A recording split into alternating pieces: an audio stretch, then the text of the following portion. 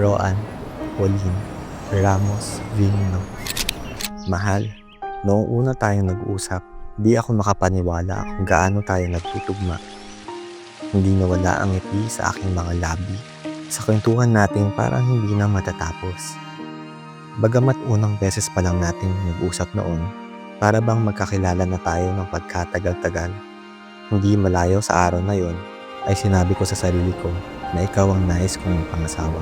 I've waited 100 years, but I'd wait 1,000,000 more for you. Noong unang gabi na nagdesisyon ako na makipag-usap sa'yo, nagdasal muna ako.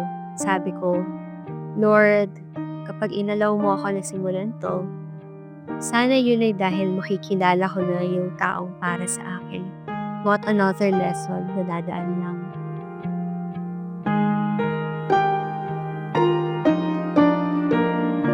Mahal, noong nakatakdang araw, natatanungin na kita, walang duda sa isip ko sa desisyong iyon, sapagkat alam kong ikaw ang nais kong makasama.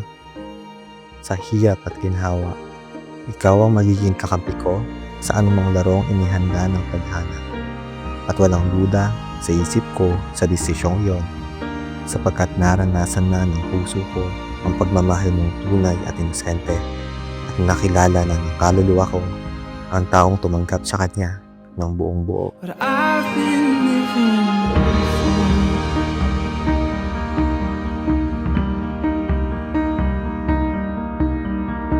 I knew it already, na kung tatanungin mo ako, walang pag-aalinlangan.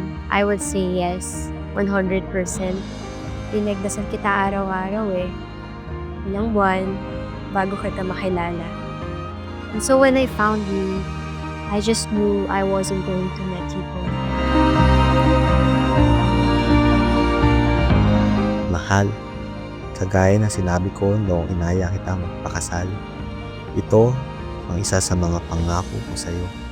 Mamahalin kita, kaalagaan kita, ngayon at sa tuwi na ako'y sa iyo, aking musika. I'm excited to explore this lifetime with you, build a family with you, make mistakes and learn with you. Walang fear in my heart. Alam ko na kaya natin. I'm just so grateful for you and for everything that has happened. I promise to be there through ups and downs. You can always count on me, Mahan. I love you so much.